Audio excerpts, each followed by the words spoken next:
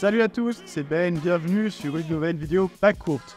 Comme d'habitude, on poursuit notre série sur les joueurs iconiques et aujourd'hui je m'intéresse à un club pensionnaire de Pro B, l'ALM Évreux. Je vous rappelle très brièvement les critères que je sélectionne pour déterminer quels vont être les joueurs iconiques d'un club. Alors le premier critère, il y a la fidélité, c'est-à-dire le nombre de saisons que les joueurs pourront passer dans un club.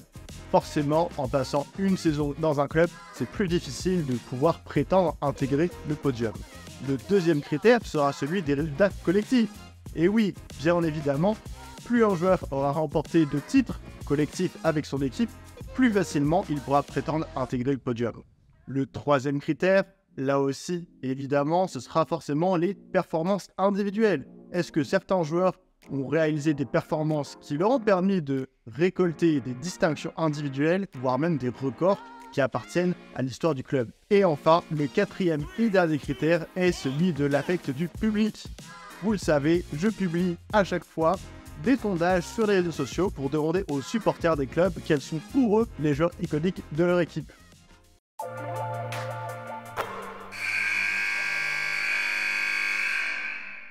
L'affect du public, justement, parmi-en. Je reprends les différents sondages que j'effectue sur mes réseaux sociaux et d'ailleurs, je vous invite à aller vous abonner à mon compte Twitter. Eh bien, vous pouvez voir à l'écran que les supporters évreusiens sont assez partagés. Justement, pas forcément très partagés. Et je vous rappelle d'ailleurs, si vous ne connaissez pas le club d'Évreux, que ce club comporte une grosse fanbase avec des supporters qui sont assez chauds. Et en général, il faut être prêt parce qu'on sait qu'on va affronter une équipe qui joue dans une ambiance très très chaude. Alors avant de parler des mentions honorables, remettons un peu de contexte et intéressons-nous à quel type de club est Évreux. Alors, je l'ai dit dans l'introduction, Évreux est un club du milieu de tableau de la Pro B. Ça fait d'ailleurs de nombreuses années maintenant que Évreux évolue en Pro B, plus exactement 22 ans. Et oui, ça fait un petit bout de temps. Alors, l'ALM, de son nom complet, l'Amicale Laïque de la Madeleine Évreux Basket, est un club historique du basket français, avec des moyens certes très limités, qu'il place aujourd'hui en termes de budget, en termes de masse salariale, dans la moyenne basse de Pro B.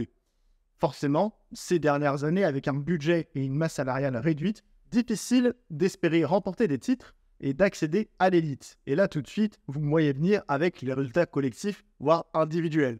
Forcément, on ne va pas s'attendre à ce qu'il y ait des légendes comme Team Blue qui ont remporté 6 ou 7 titres sur plusieurs saisons. Mais, tout de même, au début de la décennie, il faut quand même rappeler que Évreux faisait office de contender en Pro B et de très très solide formation de Pro B. En ce qui concerne les infrastructures et le type de club et d'ambiance qui règne dans ce club, on peut dire que c'est un club assez familial avec une équipe qui est réputée pour jouer dans une salle très chaude. J'en parlais, la salle qui est Jean Fourré et qui a une capacité de 3400 places. Intéressons-nous maintenant aux mentions honorables. Alors je vais commencer par 3 joueurs, je ne vais pas m'épiloguer sur eux, mais il y a Guillaume Costantin, un joueur qui est désormais à la retraite et qui est notamment le directeur sportif de Cholet Basket, club de première division. Guillaume Costantin aura passé 5 saisons sous les couleurs de Évreux, donc un des joueurs qui aura passé le plus de saisons sous les couleurs évreusiennes. Je place également dans les mentions honorables Pierre-Étienne Drouot, qui aura passé 3 saisons sous les couleurs jaune et bleu. Et enfin, Laou Konaté, sûrement le connaissez-vous si vous suivez l'actualité du basket tricolore. Enfin, pour clôturer sur ces mentions honorables, il y a 2 autres joueurs sur lesquels je vais me pencher un petit peu plus davantage, qui auraient pu mériter de se hisser sur la 3e marche du podium, mais qui étaient quand même un petit peu trop courts. Le premier, il parlera peut-être aux plus anciens supporters de l'ALM, c'est Drake Reed. Alors, Drake Reed, comme Guillaume Costantin, il aura passé 5 saisons sous les couleurs d'Évreux.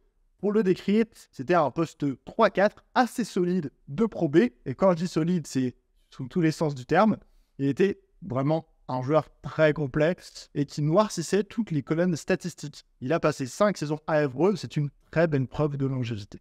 Enfin, le dernier joueur à faire partie de ces mentions honorables, peut-être que ça va en surprendre plus d'un, mais c'est Fabien Pascal. Fabien Pascal, c'est mine de rien 4 saisons sous les couleurs d'Évreux, et surtout, il a fait partie de l'équipe qui a remporté le premier titre de l'histoire de l'ALM Évreux. C'était en 2022 avec le gain de la Leaders Cup. où d'ailleurs il a terminé MVP des finales. Alors, pourtant, je ne le place pas pour autant dans mon podium, même s'il fait partie de l'équipe qui a remporté le premier titre de l'histoire de Évreux. Pourquoi? Eh bien, tout simplement car je trouve, personnellement, et ça, ce n'est que mon avis, qu'il n'a pas assez pesé à la fois sportivement, statistiquement, mais aussi en termes de leadership dans ces saisons passées sous les couleurs de Évreux. Alors, à la troisième place de ce podium, je place un joueur qui évoluait la saison dernière avec Lam Konaté, que j'ai mentionné dans mes mentions honorables, c'est Steve Oyufat, qui a passé 4 saisons sous les couleurs d'Évreux. Steve Oyufat, c'était un ailier fort qui s'écartait et qui restait donc 4 saisons sous les couleurs de l'ALM en étant toujours extrêmement performant. C'est d'ailleurs l'un des meilleurs joueurs JFL de Pro B dont les performances sous les couleurs d'Évreux lui ont permis d'aller monnayer ses talents à l'étage supérieur en Betclic Elite. En termes de résultats collectifs, Steve, c'était dans la saison 2012-2013 notamment, où Évreux a terminé 2e de la saison régulière et a été jusqu'en demi-finale des playoffs. Une belle performance collective, en tout cas, pour un club comme Évreux. En termes de distinction individuelle, cette fois-ci, Steve Oyufat, c'est tout simplement la première et la 3e performance all-time en termes de contres effectués sur un match sous les couleurs de Évreux, avec 6 contres réalisés contre le SOMB, Boulogne-sur-Mer, en 2013, puis 5 contres réalisés contre Vichy-Clermont en 2019. Ce qui permet à Steve Oyufat, d'après moi, de pouvoir donc se hisser sur la 3e marche de ce podium. À la 2e place de ce podium, cette fois, je vais faire une entorse au règlement. Lorsque j'ai annoncé les critères, j'ai expliqué le fait que passer une saison sous les couleurs d'un club, c'était assez préjudiciable pour pouvoir intégrer le podium. Eh bien, je fais une entorse à cette règle-là puisque je place Joe Burton, qui a passé jusqu'à maintenant, jusqu'au jour où je tourne cette vidéo, une saison sous les couleurs de Évreux. Et j'insiste sur ce point parce que c'est plus ou moins vrai. Joe Burton a passé une saison, la saison 2015-2016, sous les couleurs de Évreux, mais à cette intersaison, à ce moment très précis, eh bien, Joe Burton a été recruté par Évreux et va donc disputer une 2e saison, la saison 2023-2024, sous les couleurs de Évreux. Un retour salvateur pour un joueur qui aura, en une saison, marqué l'histoire de ce club. Joe Burton, si vous ne le connaissez pas, c'était un petit pivot, et c'est d'ailleurs toujours un pivot, toujours très atypique, très petit pour de la Pro B, un intérieur lourd, voire même très lourd, avec des doigts de fée et un sens de la passe extrêmement développé pour un pivot. Ce qui n'est pas sans rappeler un autre pivot passé par l'ALM Évreux et dont on reparlera peut-être, peut-être pas, dans ce classement. En termes de résultats collectifs, Joe Burton, donc je l'ai dit, il a figuré dans l'équipe 2015-2016, avec laquelle il a terminé 2e ex-aequo de la saison régulière, ce qui a permis à Évreux de se qualifier pour les playoffs et d'atteindre les finales de playoffs malheureusement perdues. En termes, cette fois, de distinction individuelle, eh bien, Joe Burton, lors de sa seule saison sous les couleurs d'Évreux, a réalisé une saison tout bonnement magnifique, puisqu'il a été élu MVP de Pro B avec des moyennes, s'il vous plaît, de 16,2 points, agrémentées de 9,9 rebonds pour aller avec 3,9 passes. On est quasiment à un double-double de moyenne. C'est quelque chose d'absolument stratosphérique. Et enfin, la première place de ce classement. Il faut remonter encore un petit peu plus tôt, au début de la décennie 2010, car c'est Jeremiah Wood que j'ai placé en tête de ce podium.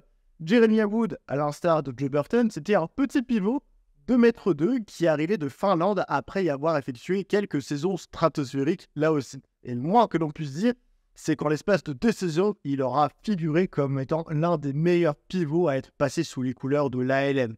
Que ce soit au scoring, au rebond ou même à la passe, ce qui n'est pas sans rappeler justement Joe Burton, Wood était au four et au moulin.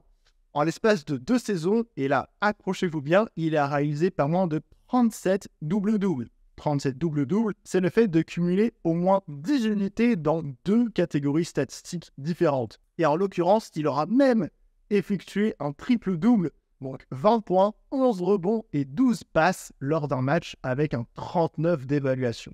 Ces 37 double-double ont été cumulés en seulement 67 matchs. C'est-à-dire que plus d'un match sur 2, Jeremiah Wood effectuait un double-double. En termes de résultats collectifs, 2012-2013, Évreux a terminé deuxième de la saison et a été jusqu'en demi-finale des playoffs.